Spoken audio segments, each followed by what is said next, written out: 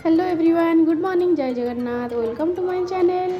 आज आम किड्स मानक गोटे ब्रेकफास्ट बनाऊे हेल्दी और सुपर टेस्टी, बहुत कम समय बन पारे। आपको आप किड्स को लंच बॉक्स में दे पारे। से अटा दली नहीं जावा, आलू को सीझेदेवा। एटिक आम काटिक रखीचे पिज, गोटे पिज नहीं ग्रेड कर अदा रसुण भृसंग पत्र, ग्रेड कर गाजर, tomato sauce, chilli sauce and soya sauce.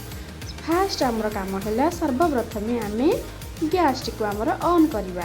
आमर गैस टी ऑन हो गलापर आम कड़े बस गरम करवा। नॉर्मल तो आप समस्त जानी ना, तो कड़े बस गरम करदे। कड़े गरम होगा भितर आम आलू को मैश करदे। मु पटाटो मैशर यूज करनी, हाथ में करदे। ଆପଣ ପଟାଟୋ ମ୍ୟାଶର यूज କରିପାରିବେ। ଅଧିକ ଆଳୁ ଥିଲେ ମୁଁ ଯେହେତु ଗୋଟେ ପିଲା ପାଇଁ କରୁଛି, ଜଣଙ୍କ ପାଇଁ, ସେଥିପାଇଁକା ମୁଁ ହାତରେ ଏମିତି କରିଦେଇଛି। ତାପରେ କଢ଼େଇ ଗରମ ହେଇଗଲାଣି, तेल आम ऐड करदे। रिफाइन तेल मुझे नहीं, आपड़ सोरिष तेल नहीं पारे, किसी असुविधा ना। जीरा पकईदेवा।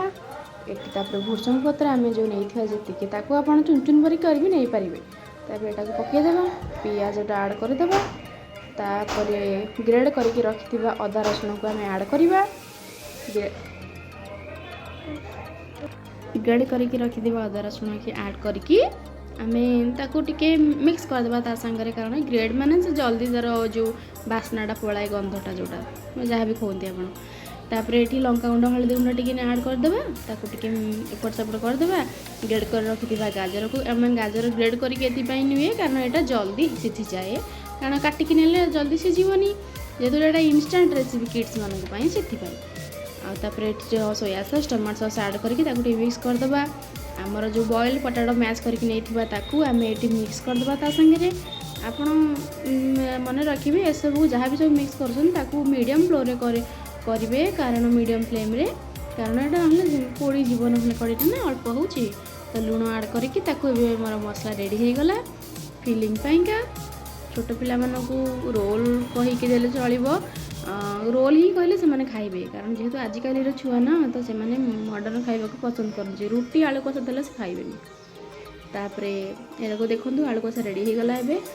तापर एठी आमे अटा को गोल गोल करके आमे एठी बेली नबा। बेलिकी से कड़ाई रे आलू को साइड करके आम ताको सेकीदेबा। आप अलग तावा भी यूज कर पारती, मुझे यूज कलिनी कारण जल्दी जल्दी थिला, तो से एमती सेकीदेबा। आप खाली भी सेकी पारे, मुझे तेल दे सेकी देती, कारण सफ्ट हो जो पिला मानू चोबाइका बेसी भल लगे।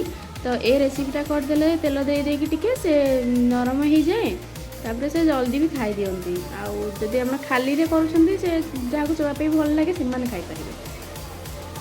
टमाटो केचप आप तो थी घर आवेलेबल, छोट छुआ थे मैंने थाए, तो आप टमाटो केचप ये करेंगे। आप चाहिए सेजवान चटनी यूज करेंगे, जहाँ जो मैंने यूज करती। मुझे सेजवान चटनी यूज करनी, टमाटो केचप केत यूज करें।